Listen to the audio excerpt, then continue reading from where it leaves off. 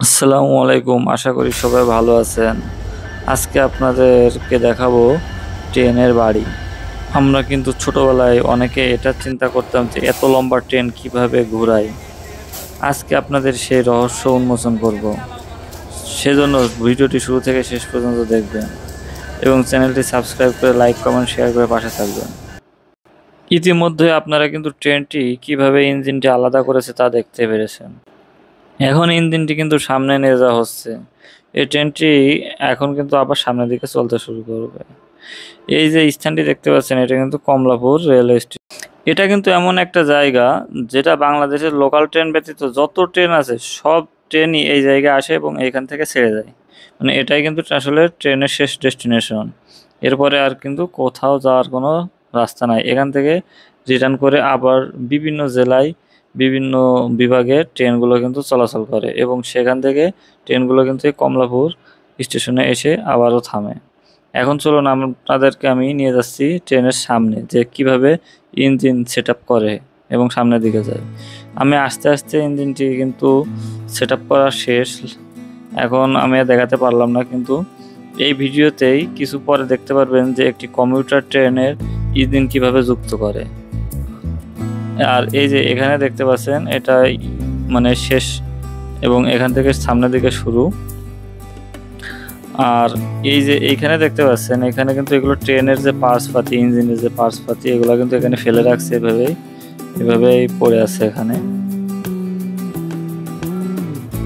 আমি নারায়ণগঞ্জ যাওয়ার জন্য একটি টিকিট নিলাম 20 টাকা দিয়ে, এবং এই নারায়ণগঞ্জ যাওয়ার জন্য যে কমিউটার ট্রেন, এই ট্রেনটি কিভাবে ইঞ্জিনটি যুক্ত করা হয় এবং সামনের দিকে আবারও চলে সেটি আজকে আপনাদেরকে দেখাবো।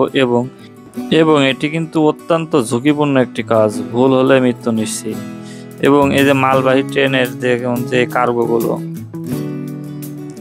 এই যে এই ট্রেনটি থেকে এখন যাব, এই দেখুন এই যে ভদ্রলোককে দেখতে পাচ্ছেন, এই ভদ্রলোক কিন্তু ট্রেন ইঞ্জিনটাকে এই বগিগুলোর সাথে যুক্ত করছে এবং এটি কিন্তু আবারও সামনের দিকে চলার জন্য প্রস্তুতি নিচ্ছে।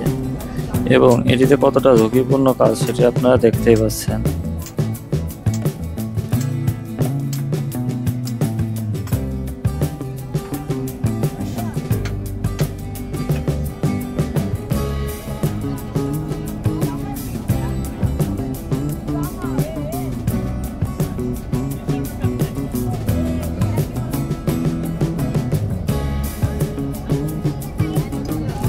এখন যে লাইনটি পাইপটি যুক্ত করছে এটি কিন্তু হাওয়ার লাইন, এটি হাওয়ার পাইপ।